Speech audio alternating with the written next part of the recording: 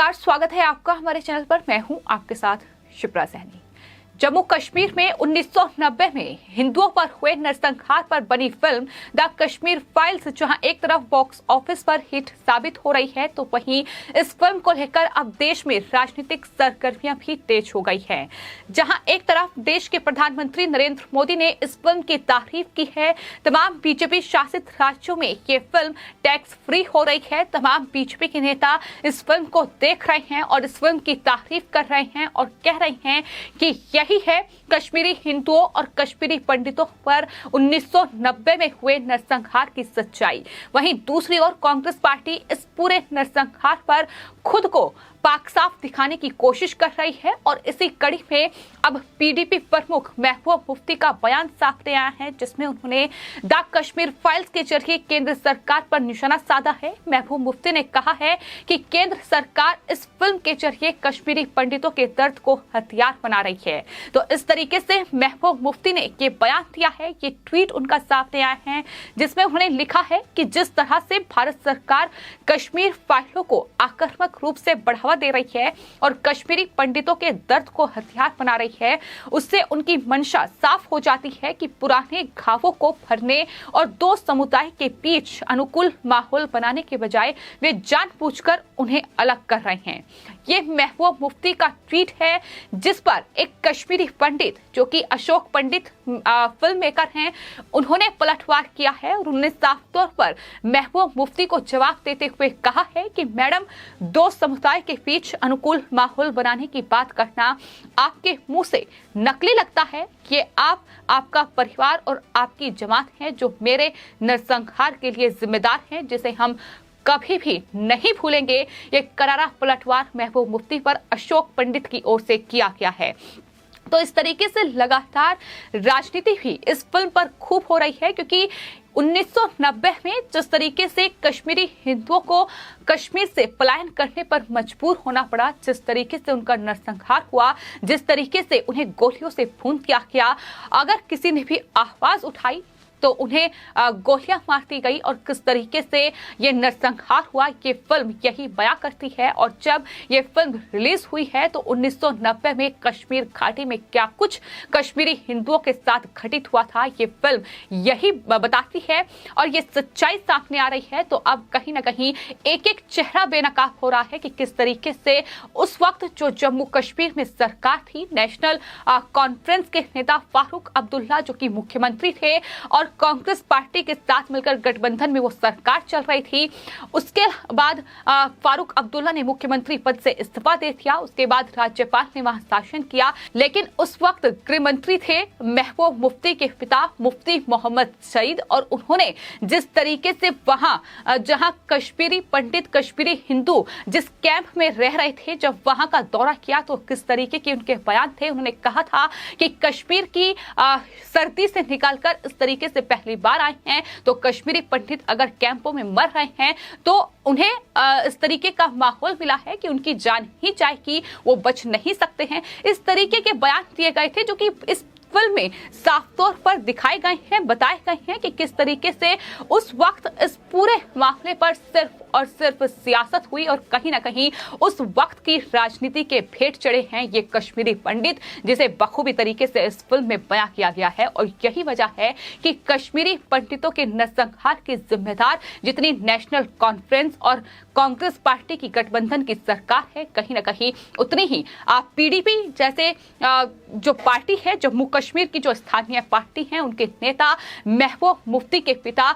मुफ्ती मोहम्मद सईद जो कि उस वक्त गृह मंत्री थे और कोई बड़ा एक्शन ले सकते थे, लेकिन ये हम सब जानते हैं कि महबूब मुफ्ती की भाषा आखिर किस तरीके की रही है। जिस तरीके से इस फिल्म में साफ तौर पर दिखाया गया है कि ये कश्मीरी पंडित लगातार आवाज उठा रहे थे कि आर्टिकल 370 को कश्मीर से हटाया जाए और कश्मीर को जिस तरीके से अब कश्मीर से आर्टिकल 370 मोदी सरकार ने हटाया है, उसके बाद एक बार फिर कश्मीरी पंडितों का प्लान हो रहा है। लेकिन उस पर भी महबूब मुफ्ती की जो भाषा है वो साफ तौर पर बता रही है कि किस तरीके से कश्मीर को जन्नत नहीं बल्कि कश्मीर को जहन्नुम बनाने में ये तमाम स्थानीय पार्टी जम्मू कश्मीर की जुटी हुई हैं। ये बात वहां कश्मीरियों की नहीं करती हैं, ये बात अलगाववादियों की करते हैं, ये बात पत्थरबाजों की करते हैं, ये बात पाकिस्तान से डायलॉग करने की करते हैं। वो पाकिस्तान और वहां से आए तमाम आतंकी, तमाम वो कट्टरपंथी और तमाम वो अलगाववादी नेता जिन्होंने 1990 में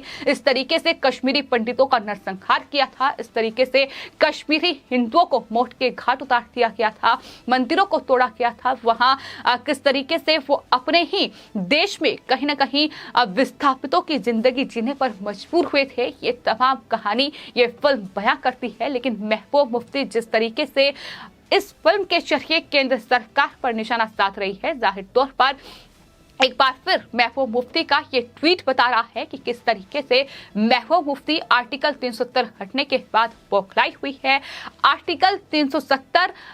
जो हटाया गया है उसे वापस बहाल किया जाए, ये महबूब मुफ्ती की मांग है। ये नेशनल कॉन्फ्रेंस के नेता फारूक अब्दुल्ला बेटे उमर अब्दुल्ला की मांग है और ये हम उनके तमाम बयानों में सुन चुके हैं। ये हम जब प्रधानमंत्री के साथ कश्मीर को लेकर एक बैठक हुई थी, याद होगा प्रधानमंत्री आवास पर यह बैठक हुई थी जिसमें कश्मीर के तमाम नेताओं को न्योता दिया गया था। उस बैठक में भी महबूब मुफ्ती, फारूक अब्दुल्ला और उमर अब्दुल्ला जैसे नेताओं ने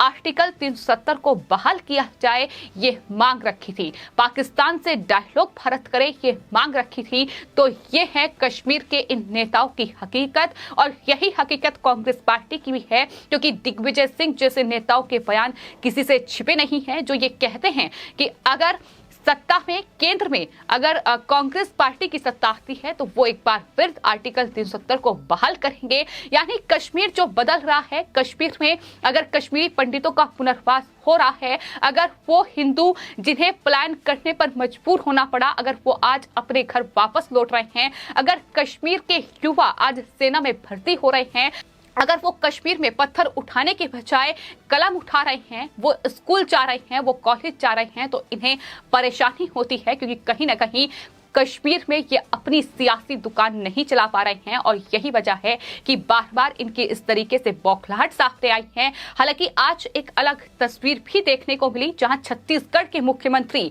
भूपेश बघेल, जो कि कांग्रेस पार्टी की जाहिर तौर पर छत्तीसगढ़ में सरकार है, वो आज द कश्मीर फाइल्स अपने तमाम विधायकों के साथ देखेंगे, ये उनकी तरफ से कहा गया है। तो वो अपने तमाम विधायकों के साथ आज थिएटर में ये फिल्म देखेंगे, उनकी तरफ से ये ट्वीट किया गया है जिसमें उन्होंने जानकारी दी है। लेकिन महबूब मुफ्ती का बयान इसमें जाहिर तौर पर चौंकने वाली कोई बात नहीं है, क्योंकि महबूब मुफ्ती जैसे नेताओं से और उम्मीद ही क्या की जा सकती है जो हिंदुस्तान में बैठकर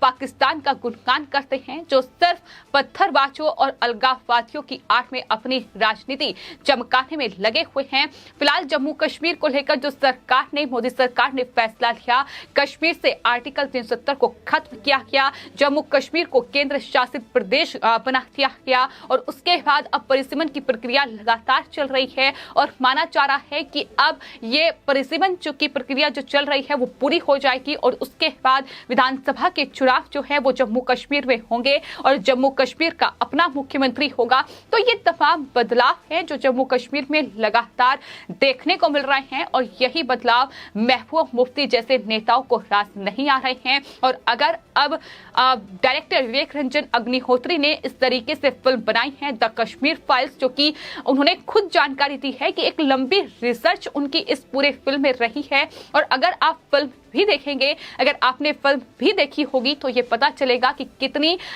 अच्छी रिसर्च जो है वो कहीं ना कहीं इस फिल्म पर की गई है, क्योंकि एक एक डायलॉग जो है इस फिल्म का वो ये बयां कर रहा है कि हाँ ये सच है जो आज तक कहीं ना कहीं छिपाया गया, जो सामने नहीं आ पाया। वो कश्मीरी पंडित जो आज तक देश में ही विस्थापितों की जिंदगी गुजार रहे हैं,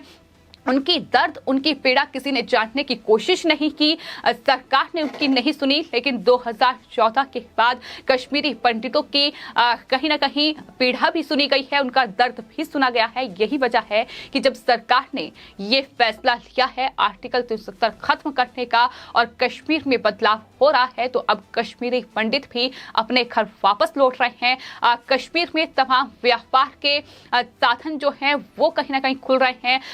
तमाम व्यापारी जो हैं वो वापस लौट रहे हैं। और कश्मीर जाहिर तौर पर जो कि एक शिक्षा का केंद्र माना जाता था, जहां तमाम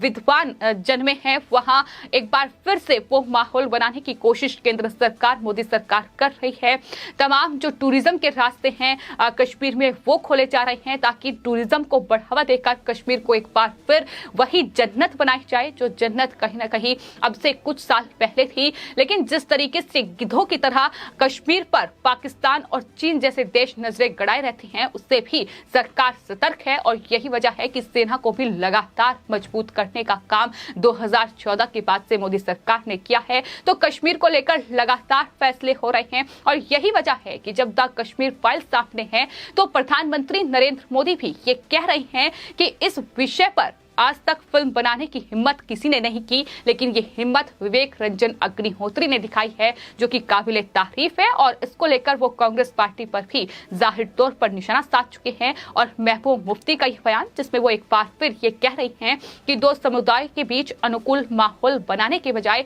वो जानबूझकर उन्हें अलग कर रहे हैं। लेकिन महबूब मुफ्ती से भी सवाल लगातार सोशल मीडिया यूजर्स पूछ रहे हैं कि वो इतने सालों से जम्मू कश्मीर की नेता हैं, एक बड़ी नेता रही हैं, तो आखिर उन्होंने इतने सालों में कभी कश्मीरी हिंदुओं का जिक्र क्यों नहीं किया? आखिर वो हमेशा इस तरीके से अपने ही लोगों का गुणगान क्यों करती रही? तो ये सवाल भी लगातार सोशल मीडिया पर लोग महबूब मुफ्ती से पूछ रहे हैं। फिलहाल आपकी इस पूरे मामले पर क्या राय है, हमें कमेंट बॉक्स में जरूर लिखें और चैनल को सब्सक्राइब करें। धन्यवाद।